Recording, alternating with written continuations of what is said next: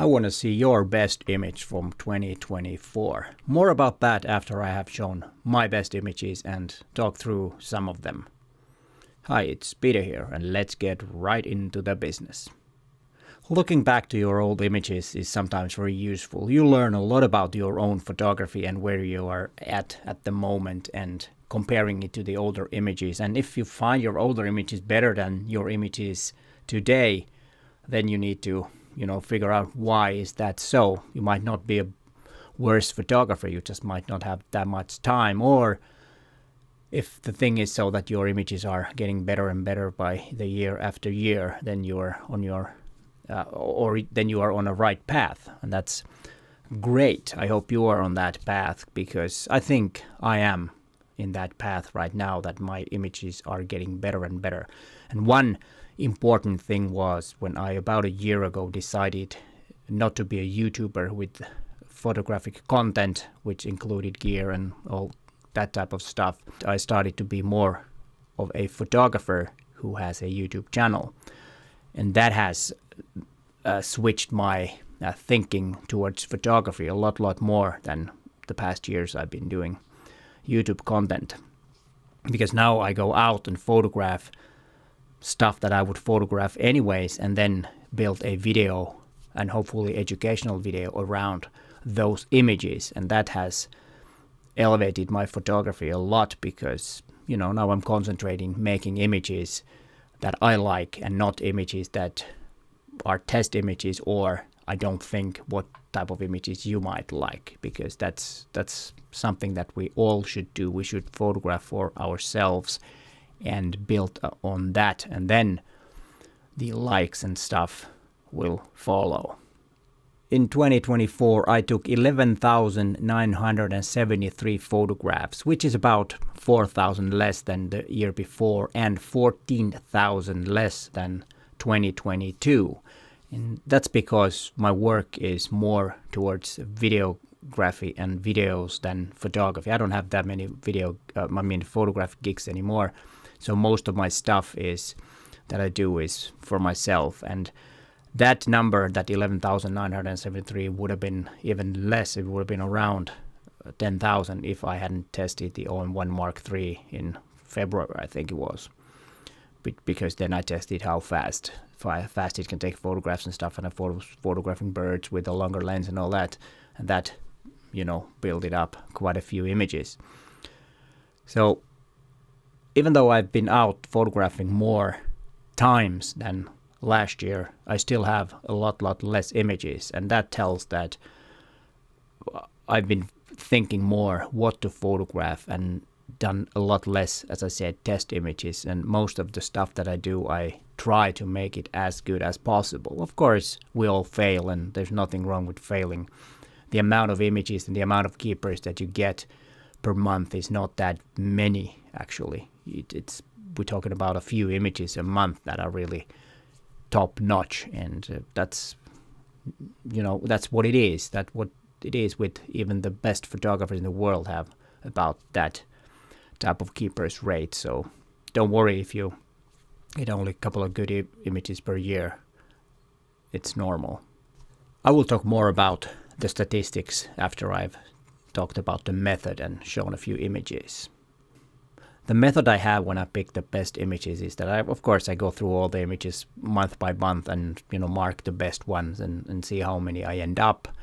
And this time I ended up with 94 images, which is almost the double amount from last year. I'm not saying that I had so many better images, because I don't remember how strict my kind of pick method was a year ago. But still, there is a slight thing that it might be because I have been able to concentrate more on my street photography than the previous years. And as I said, I haven't really made any test images this year, which, makes the amount of good images a lot less, and the keeper's rate is less. And if we look at the images in one image here on the screen, you can really see that there are two major things, and that is saturation and then high contrast black and white images. And the color images too are very saturated, as I said, but also high contrast. So those three things, or two things, high contrast and saturated colors, is kind of a thing that I've been shifting towards. And yeah, I don't mind that at all. It's a little bit of shift from classical street photography style to more, I don't know what this style is. It's my style maybe, but I don't know if you see, is there a resemblance to any other photographer's work? I haven't really thought about that so much. But yeah, saturated colors, and then if it's black and white, then it's also very contrasty. And here are the 3 best images from each month.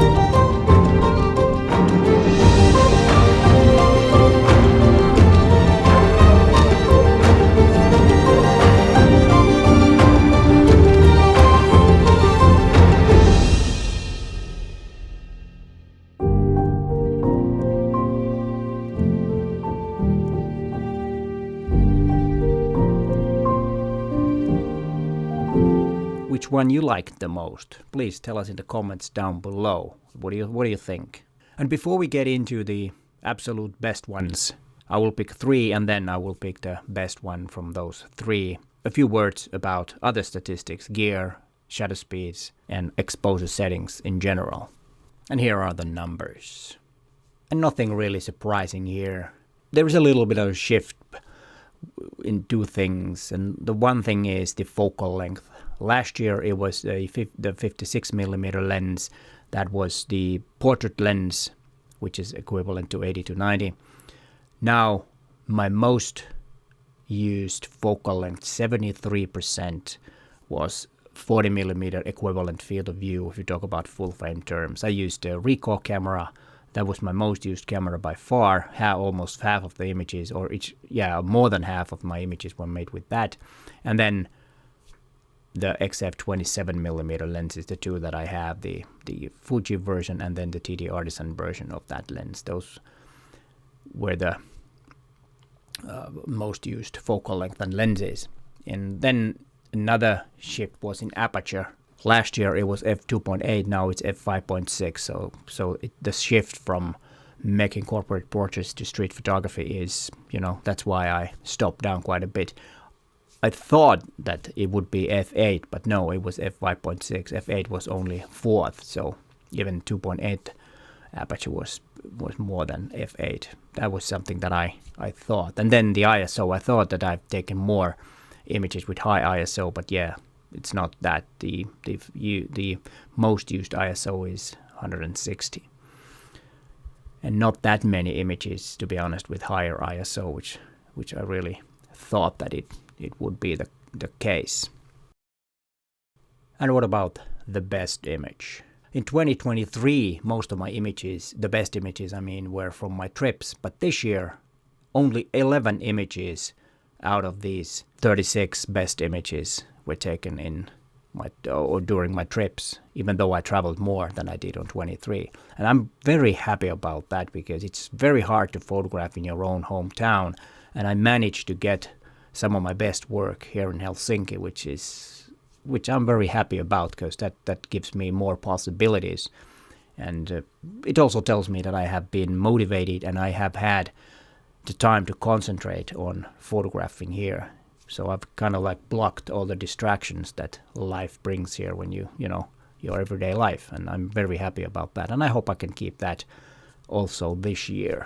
And then to pick 3 best ones out of these 36 is really hard. The moment when I'm making this video, I would pick these 3. Do you agree? What would you have picked?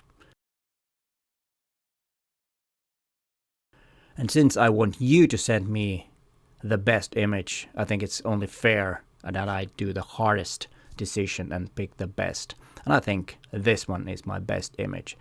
It has a best story, or you can build a story around, and it tells a lot about Helsinki in November. You get not too many people around, raining, and people look a little bit miserable, but then there is some hope. You have some bubbly and you have some balloons, so there is still a hope. And don't forget that the Finns are the most happiest people in the world or the happiest country in the world that's been chosen for many, many years in a row. So it's a bit odd, but that's the way it is. And a few words about 52 assignments before we get into your best images. Don't forget to check out the 52 assignments 2024 edition.